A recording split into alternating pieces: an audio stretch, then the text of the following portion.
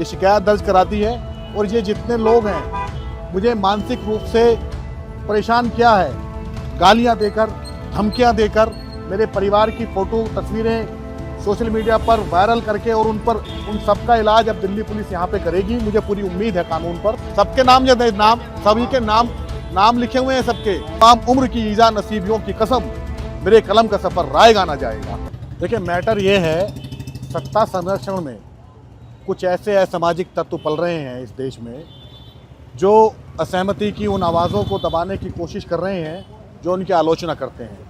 अब या तो उनकी गालियां सुनिए, और अगर आप उन्हें जवाब देते हैं तो वो आपके परिवार को धमकी देंगे, आपकी निजी जानकारियां जो है वो सोशल मीडिया के माध्यम से वायरल करेंगे, और फिर उस पर उस तरह की धमकी भरे कॉल आएंगे। और ये जो सिलसिला पिछले 24 घंटे से चल रहा था मेरे खिलाफ, उसी के खिलाफ मैं कंप्लेन कराने आया था शाहीन बाग थाने में, और कंप्लेन मैंने ये करा दी है, ये शिकायत दर्ज करा दी है।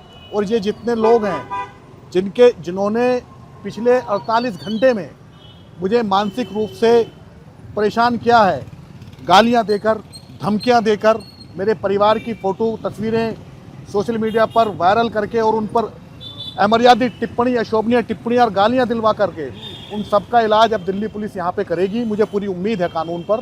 और ये वो तमाम लोग इस कंप्लेन में शामिल हैं जिन्होंने पिछले 48 घंटे में मेरे खिलाफ, और मैं जिस मजहब से आता हूँ उसके खिलाफ, और जो है अशोभनीय टिप्पणियाँ की हैं, अभद्र टिप्पणियाँ की हैं, गालियाँ दी हैं, धमकियाँ दी हैं जान से मारने की, उन सब के खिलाफ ये नामजद हैं, सबके नामजद हैं, सभी के नाम लिखे हुए हैं, सबके नाम यहाँ लेकर के मैं उन्हें प्रसिद्धि देना नहीं चाहता, जिस मकसद के तहत वो लगे हुए हैं।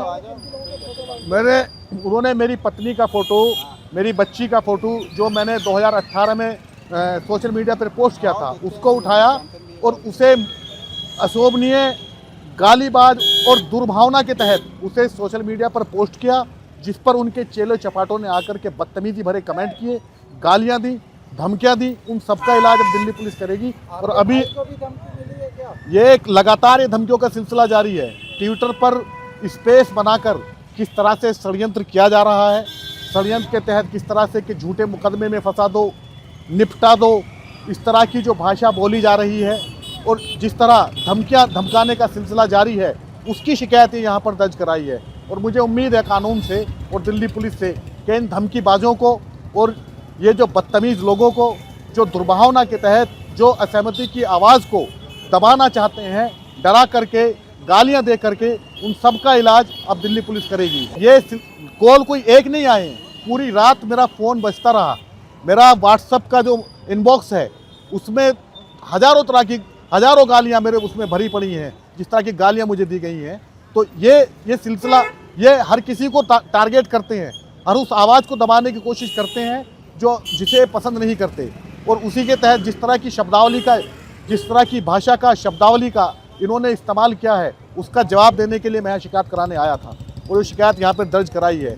और दिल्ली पुलिस ने कहा है, आश्वासन दिया है कि दिल्ली पुलिस उनके खिलाफ, उन धमकीबाजों के खिलाफ सख्त कार्रवाई करने जा रही है, ऐसा आश्वासन दिया है। और हमें उम्मीद है कि उन धमकीबाजों को, जो असामाजिक तत्व हैं, जिन्हें खुद भारत सरकार ये मानती है कि ये फ्रिंज एलिमेंट्स हैं, उन फ्रिंज एलिमेंट्स को पुलिस गिरफ्तार करेगी, गिरफ्तार करके जेल भेजेगी, और उन्हें सबक सिखाएगी कि समाज में, उस समाज में जिस समाज में नारी की पूजा होती है, जिस संस्कृति में नारी की पूजा होती है, उस समाज में, उस देश में किसी महिला का अपमान क्या होता है, इसका जवाब दिल्ली पुलिस देगी यहाँ पर, मुझे पूरी उम्मीद है।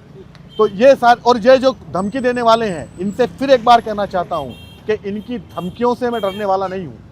मुझे भरोसा है कानून पर, मुझे भरोसा है देश की न्यायपालिका पर, मुझे भरोसा है देश के सिस्टम पर।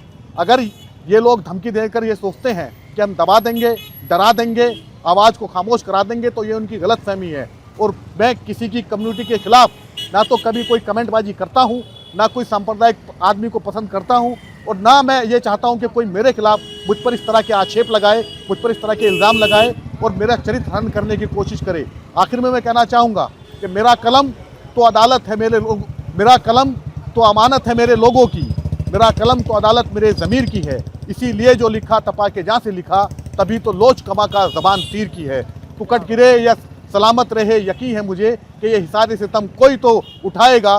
तमाम उम्र की ईज़ा नसीबियों की कसम, तमाम उम्र की ईज़ा नसीबियों की कसम, मेरे कलम का सफ़र रायगा ना जाएगा।